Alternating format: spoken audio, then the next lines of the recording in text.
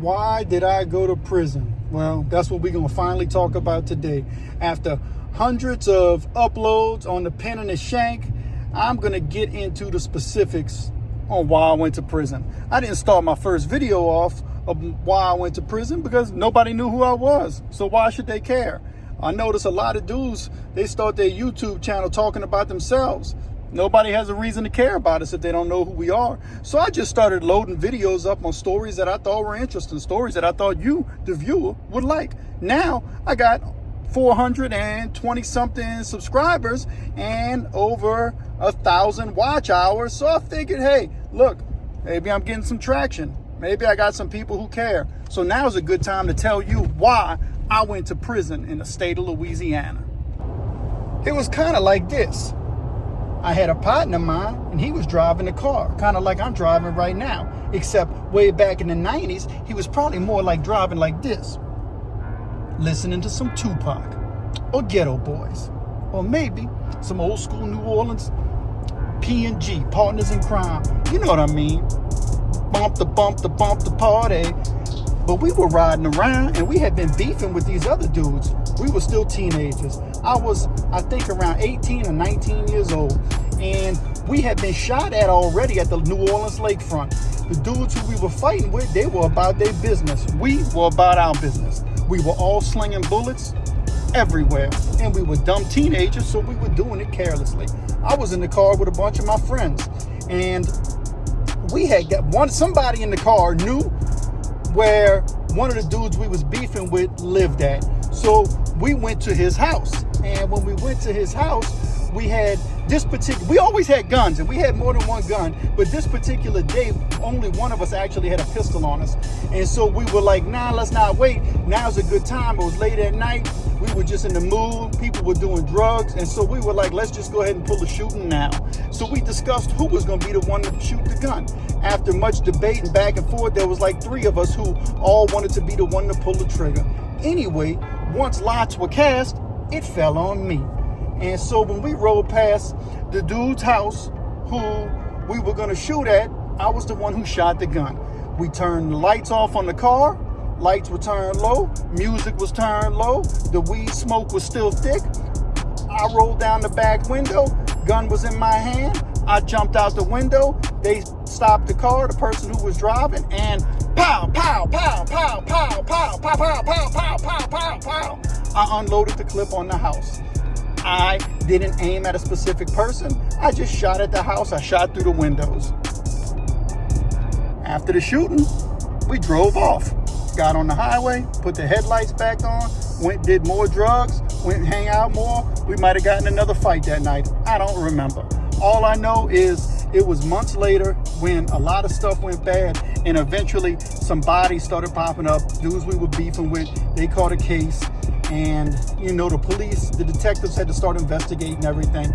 And once they started investigating everything, I probably got caught about, I don't know, it was probably about 5 or 6 months after I actually did the shooting that they had actually, that the detectives were actually able to pin it on me and link it to me. They called a couple of my fall partners. Listen, back then, as teenagers, everybody acts like they poking and beating their chest. By the time they got to me, the cops had already knew everything about me, everything about the beef that I was having with the dudes I was beefing with. They knew who was players and who wasn't players. They know who were about it, who were savages and who wasn't savages. They knew who were cowards and who wasn't cowards. They knew the whole 9 yards. So everybody who I was with in the car, they felt like I'm assuming, looking back at it, because I didn't really talk to everybody about it specifically, but I'm assuming nobody felt like they should go to jail because they weren't the trigger man. I was the trigger man. Though a lot of the dudes who I was in the car with, not all of them, some of them were truly cowards, but a lot of the dudes that was in the car were about their business. That was my dogs. You know, they handle their business. They'll fight and they'll blast. But some of them were chumps. Anyway, I guess since I was the trigger man, they thought they were supposed to get off scot-free. Well, hopefully now that they're in their 40s, they're not stupid no more. I was stupid too back then. So we all went to jail. I originally got picked up and arrested on 4 counts of attempted murder because there were 4 people inside the home. The person who I was specifically shooting at, he wasn't at his house that night. Come to find out, that wasn't even his house. It was his aunt's house. And so it was, I think it was his aunt and her family that was in the house. And so I got charged with 1 count per person in the house, plus aggravated criminal damage. When I went to trial, of course, I got a lawyer. My family got me a lawyer. Once again, being an idiot, now my mom has to spend her hard-earned money to get me an attorney. She got me an attorney. My grandfather, who's no longer with us, he had to put his house up so I can get out on bond. My mother actually convinced him to do that. So I got out on bond. Might I add, y'all, I was already on probation for I forgot what I was on probation for. I think I was already on probation for spray paint. I did a lot of tagging back then, and I had tagged up so much. I had a simple criminal damage that actually equaled a felony. So I had a felony, and I was on a felony probation as an adult when I caught this drive-by shooting. So my probation, I wound up bonding out though. So I bond out, my grandfather puts his house up, and so now his house is collateral for me to get out and continue to be an idiot. I didn't stop getting loaded. I was 18, 19 years old when this happened. Long story short, my mother hires an attorney. I get to court. I wind up taking a plea deal. My attorney talks it down from 4 counts of attempted murder to actual drive-by shooting. And in the state of Louisiana back then, a drive-by shooting carried 5-year maximum sentence. That's right, 5 years maximum sentence. And so that was it was the beginning of the drive-by days. And so I got 4 years out of 5 years. And I went to the state prison. At 19 years old, I made it to Hunt's Correctional Center, which is reception in the state of Louisiana. And from there, I made it to David Wade Correctional Center. And that is what sent me to adult prison for the first time. And there it is. Assault by drive-by shooting is what sent your boy to prison for the first time. Of course, when I got out, I continued to do crime. I'm lucky I ain't doing a life sentence, honestly. But because I did much worse things than that drive-by shooting. I got out. I wound up getting caught, and I violated my parole. I didn't successfully complete my parole. And I got in a fight. And out in Fat City, which was an area of New Orleans. You have to be from New Orleans to know about it, but it was this area in Jefferson Parish where it was nothing but nightclubs, dealing. It was about a place where all kind of crazy stuff was going on. And I got in a fight there, and I was loaded. I had a pocket full of pills. They had got me. I hit somebody with my car. I ran into them. I had aggravated assault, aggravated criminal damage, aggravated battery, assault, and possession with intent to distribute. Once again, I had to hire another attorney. This time I actually had my own money because I had a case that was pending on a car accident I got into that I wound up, pleading, I wound up taking an agreement to. The attorney got me some money for, and I used that money to pay for my attorney because I was tired of being a drain on my mother, and I deserved what I got at this point.